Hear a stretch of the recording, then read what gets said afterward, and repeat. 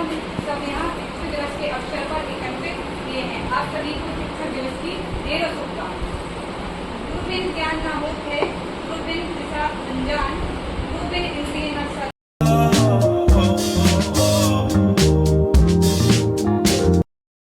और मेरे दोस्तों, आप सभी को मेरा प्रणाम।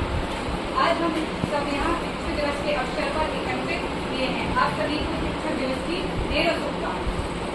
गुरु बिन ज्ञान ना होत है, गुरु बिन दिशा अनजान, गुरु बिन इंद्रिय न सत, गुरु बिन पढ़े न साथ।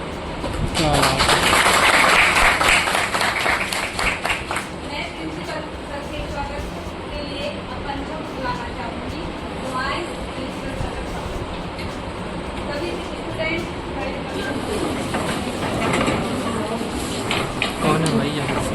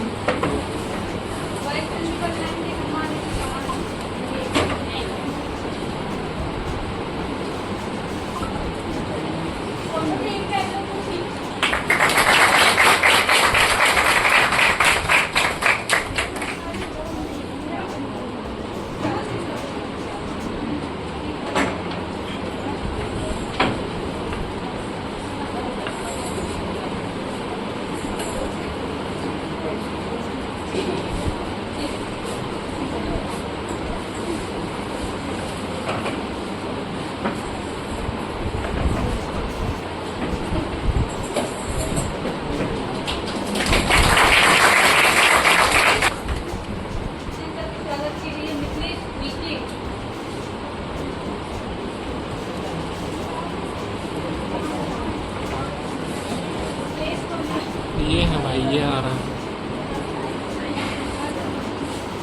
तुम लोग बैठ जाओ बेटा, तो अच्छा लगेगा।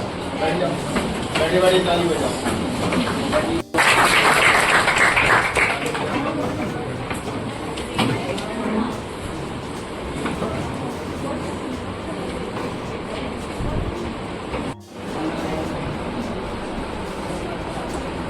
अरे जूमिंग इतनी है कि अपन खुद जूम कर लेते हैं सब।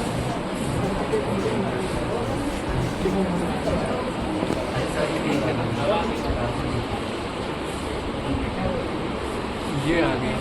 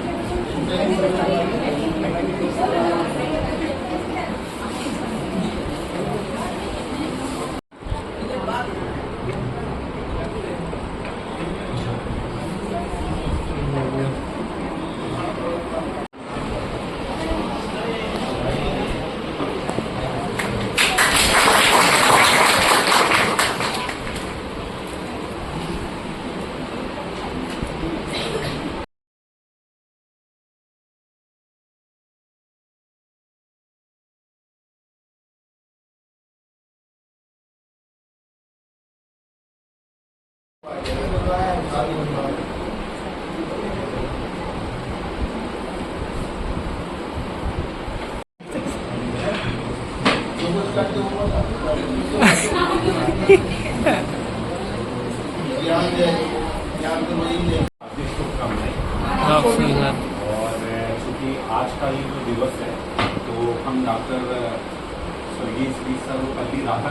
की याद में मनाते हैं जी। और जो कि भारत के सबसे बड़े फिलोसफर कहलाते हैं।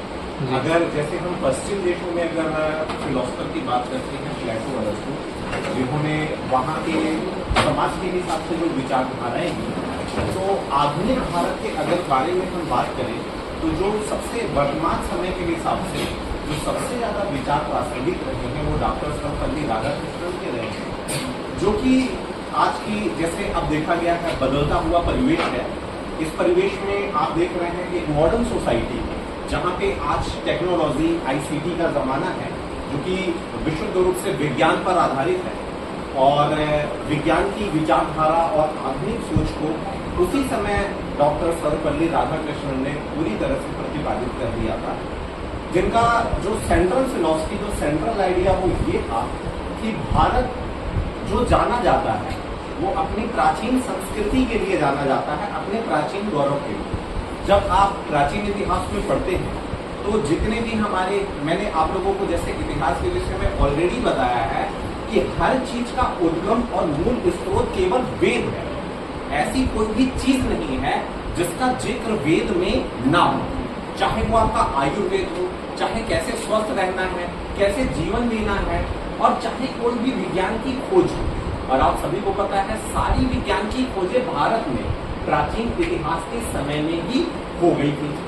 तो इसी सब को लेकर के उन्होंने जब ये 19वीं सदी का जब हमारा ये समय आता है, भारत के पहले उपराष्ट्रपति बनाए जाते हैं, तो ये सबसे मेन आइडिया देते हैं कि भारत को, जो भारत पूर्व दिशा में स्थित है, तो पूर्व के देशों के पास ऑलरेडी से संस्कृति, संस्कार और सभ्यता है, तो उसको उसे ऑलरेडी ग्रहण करना चाहिए और साथ में पश्चिम के विज्ञान को भी क्या करना चाहिए, स्वीकार करना चाहिए।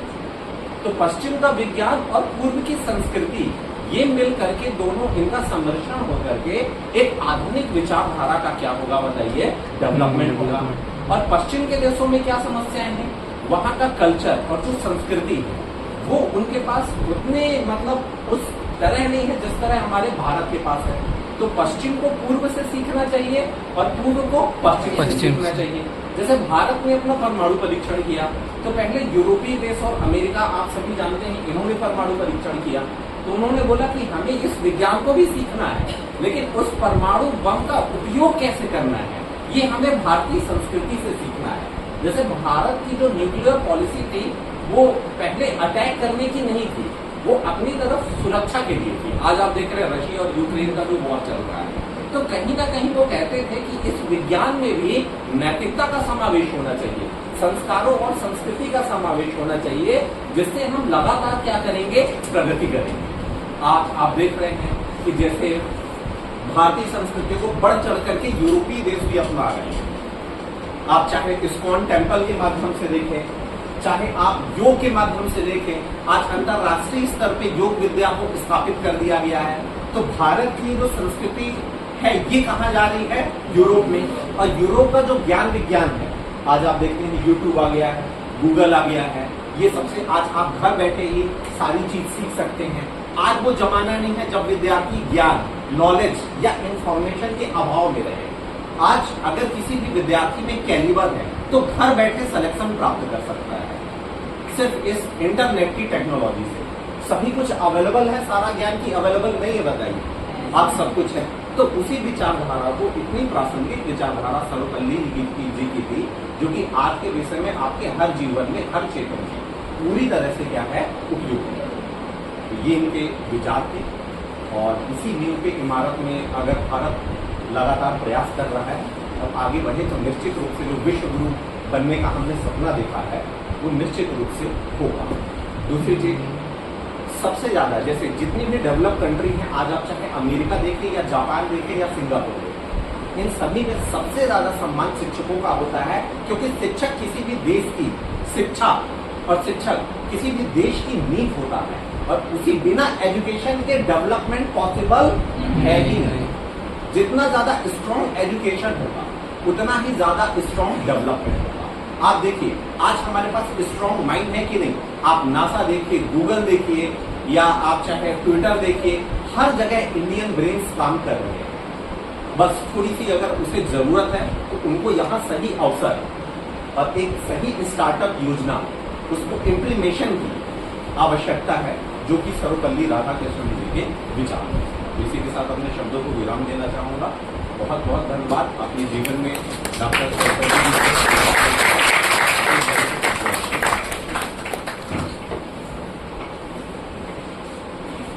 आरक्षण को लेके विरोध करने लगे, है ना, या आपस में ही लड़ने लगे, ठीक है, या आरक्षण का डिस्ट्रीब्यूशन सही नहीं चल रहा है, यानी आपके कोर्ट केस तैयार हो जा रहे हैं, है ना। कोर्ट केस आप उधर जाते हैं तो आप देख रहे हो बड़ी लंबी लिस्ट लगी हुई है, समझ रहे ना। हम आज उसी फील्ड से जुड़े हुए हैं परिवार के माध्यम से। आज हमको इतना फ्रस्ट्रेशन हो जाता है कि हमको समझ में नहीं आता कि हम क्या सलाह दें। क्यों? क्योंकि हमने वास्तविकता बहुत कुछ देखते चले जा रहे हैं। उस वास्तविकता को देखते देखते देखते हम अपने पुराने आदर्शों को भूलते चले। टेक्नोलॉजी अच्छी है, टेक्नोलॉजी का उपयोग करना है, टेक्नोलॉजी आपके लिए माध्यम है, लेकिन संस्कार हमारा नींव है। यदि हमारी नींव कमजोर हो गई तो टेक्नोलॉजी को एक मिनट हम ना अपने बच्चों को बोल सकते, ना आपको विद्यार्थियों को बोल सकते। क्यों नहीं बोलते? क्योंकि शांत रह के आपको मौका देना चाहिए, शांत रह के हम आपको एनवायरनमेंट देना चाहिए, समझ में आ रहा है। लेकिन यदि आज हमने कोई चीज कहना भूल गए तो इसका मतलब नहीं है कि कोई भी साथी हमारा भूल जाए, समझ में आ रहा है। ये नहीं समझना चाहिए कि आज इसी का दिन, भाई आज हो सकता शुरू के 5 मिनट में भूल गए तो अभी हमारे पास आगे भी टाइम है, तो वो आपको लेके आना चाहिए। उसमें कोई आपका विरोध नहीं करेगा। मान लीजिए हम कोई बात कहना भूल जाए, आप कोई बहन कहना बात भूल जाए, तो सभी भूल जाए ऐसा संभव नहीं। तो सबको आगे आके अपनी बात कहने का मौका मिलना चाहिए, और मौका है ना। अब लेकिन आपके साथ जो भी हो रहा है, जो भी वर्तमान परिस्थितियां चल रही, उन वर्तमान परिस्थितियों को अभी कल हम लोग की काउंसलिंग की है, राम सर से भी मिले, तिवारी जी से मिले, और हम अब उसकी इंटरव्यू की तैयारी कहाँ करवाना है, तो उसके लिए हमने इंदौर भी बात की। इंदौर में भी सेंटर है अपना, जैसा यहाँ पे हमारी प्रिंसिपल से बात हुई। अब वो लड़के का कॉन्फिडेंस लेवल थोड़ा जागृत किया है। अभी तक वो इंदौर नहीं गया, एक बार गया है, कोई क्या अपनी बीच की बात बता रहा, कोई बात नहीं। तो उसको अभी 2 दिन हमने उसको मोटिवेट किया। तिवारी जी से बात की, जो राम अकेडमी से बात हुई, तो वहाँ भी इंटरव्यू का बैच चलता है, तो वहाँ भी इनने बात की, तो वहाँ भी इससे नहीं होंगे कि हमने बोला है, हमारे टीचर ने, जैसे हम आपको क्लास में बोलते हैं ना कि हमें 1000 क्वेश्चन चाहिए पर यूनिट फ्री के लिए, 10 यूनिट में 10,000 10,000 क्वेश्चन की तैयारी चाहिए मिनिमम। कब बोला था? 1 महीने हो गया, आपको भी मालूम है। अब ये मिनिमम हमने लाइन खींच दी, होमवर्क दे दिया आपको, अगले 3 महीने 4 महीने जब तक आप फ्री की तैयारी कर रहे हैं, जिस दिन आपकी कॉपी में 10,000 क्वेश्चन आंसर लिख जाए, उस दिन पूरी निकल जाएगा। तब कहीं जा करके आप थोड़ा सा मान के चलो कि अब हम 50% तक पहुँचे। एक्स्ट्रा भी करो, आप हम चाहते कि आप 11 करो, 12 करो, उससे रिलेटेड जितने क्वेश्चन मिले सब जो काम करो पूरी